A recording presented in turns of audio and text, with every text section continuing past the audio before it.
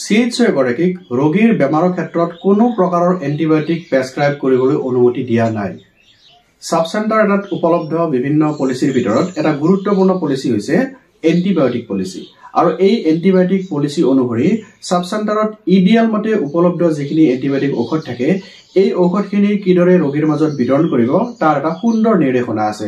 আৰু এই নিৰ্দেশনা অনুসৰি আমি এন্টিবায়োটিক পলিচিৰ বিষয়ে যদি জানিব লাগে তেলে প্ৰথমতে আমি জানিব লাগিব যে এন্টিবায়োটিক পলিচিৰ মূল উদ্দেশ্যসমূহ কি কি। আৰু এই উদ্দেশ্যসমূহ আমি যদি জানিব লাগে তাৰ প্ৰথম উদ্দেশ্যটো হৈছে যে এন্টিবায়োটিক প্ৰফাইলেক্সিস আৰু থেৰাপি সঠিক ব্যৱহাৰৰ জৰিয়তে ৰোগীৰ স্বাস্থ্যৰ যতন উন্নীত কৰা। ২ নম্বৰ উদ্দেশ্যটো হৈছে যথাসম্ভৱ কম খৰচী ঔষধৰ ব্যৱহাৰৰ যোগেদি সম্পদৰ উচিত ব্যৱহাৰ নিশ্চিত কৰা।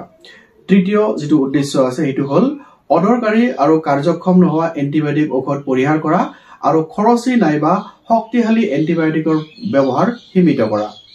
৪ নম্বৰতে এন্টিবায়োটিক ৰেজিস্টেন্সৰ বৰ্ধিত হাৰৰ বিপক্ষে যুঁজ দিয়া। তো এই মূল উদ্দেশ্যসমূহ আগত ৰাখিয়ে এন্টিবায়োটিক পলিচিটো তৈয়াৰ কৰা হৈছে। এই পলিচি অনুযায়ী ৰোগীৰ ট্ৰিটমেন্ট বা চিকিৎসাত সমানুপাতিকভাৱে আৰু সঠিক বিচাৰ বিবেচনাৰ জৰিয়তেহে এন্টিবায়োটিক্সৰ প্ৰয়োগ কৰিবলৈ কোৱা হৈছে। CHO এগৰাকীক ৰোগীৰ বেমাৰৰ ক্ষেত্ৰত কোনো প্ৰকাৰৰ এন্টিবায়োটিক প্ৰেছক্ৰাইব কৰিবলৈ অনুমতি দিয়া নাই। সময়ৰ লগে লগে হয়তো এই পলিচিৰ পৰিৱৰ্তন হ'ব পাৰে।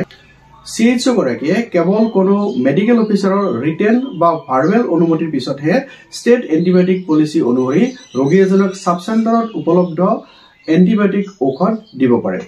তো এইখিনি আছিল আমাৰ সাব চেণ্টাৰত উপলব্ধ এন্টিবায়োটিক পলিচিৰ বিষয়ে। আশা কৰো আমাৰ এন্টিবায়োটিক ঔষধসমূহ আমাৰ সাব চেণ্টাৰত যে মজুত থাকে সেই মজুত থকা এন্টিবায়োটিক ঔষধসমূহ এই পলিচিৰ জৰিয়তেহে আমাৰ সাব চেণ্টাৰত মানে ৰোগীৰ মাজত বিতৰণ হয়।